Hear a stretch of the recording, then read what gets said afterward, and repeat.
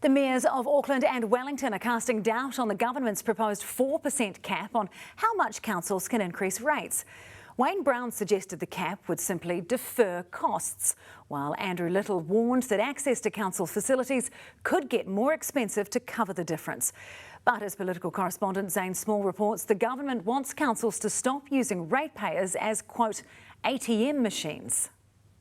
Less than 2 months into the job, Wellington's new mayor is facing a cap on how much he can charge ratepayers. The way the policy has been announced, what it could mean is that, look, rates will be kept at the level that the government says, but a whole bunch of other council charges, things like access to swimming pools, even libraries or community facilities, there's no restriction on that. So a whole lot of charges end up just getting increased there to give councils more revenue, because their rates won't cover it. The government wants to limit rate increases to a range of between 2 to 4% each year. It's not unreasonable, 2 to 4% be within the band. But that's less than half of Wellington City Council's 12% average rates increase this year. The risk is that by restricting councils is that really important stuff doesn't get done or gets pushed back, and it's future generations that end up paying the cost of that. The same concern expressed by Wayne Brown, who says the rates cap would simply defer costs. The Auckland Mayor's just released plan for 2026 includes a proposed average rates increase of 7.9%, which he described as higher than I would like, but reflects the opening of the City Rail Link, Auckland's first underground train line set to open in the second half of next year.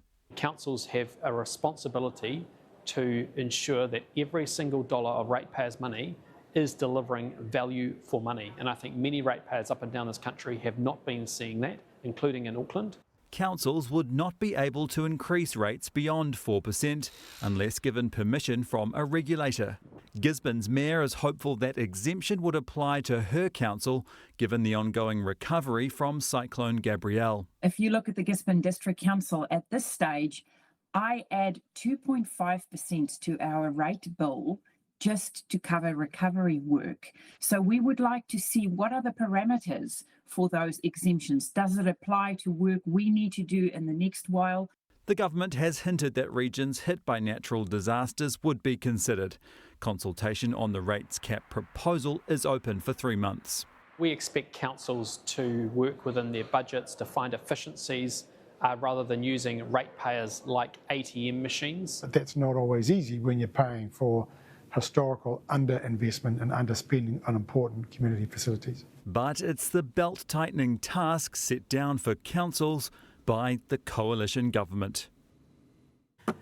Well, kia ora, Zane. So it was also the government's spending that came under scrutiny today. What happened? Yeah, that's right. The Minister of Finance appeared before a group of MPs at Parliament today where she faced questions about her handling of the books so far, and it did get a bit heated at times. Opposition MPs used the opportunity to criticise the government's fiscal strategy of pulling back on spending, and it has led to some redundancies in the public sector, and there has been a bit of criticism about that. For example, it was highlighted today that 68 workers were made redundant at the Reserve Bank to meet its reduced target, and those redundancies cost $2.6 million. The Green Party's Chloe Swarbrick has been quite critical of the government's belt tightening. Here's a clip of how that went down today.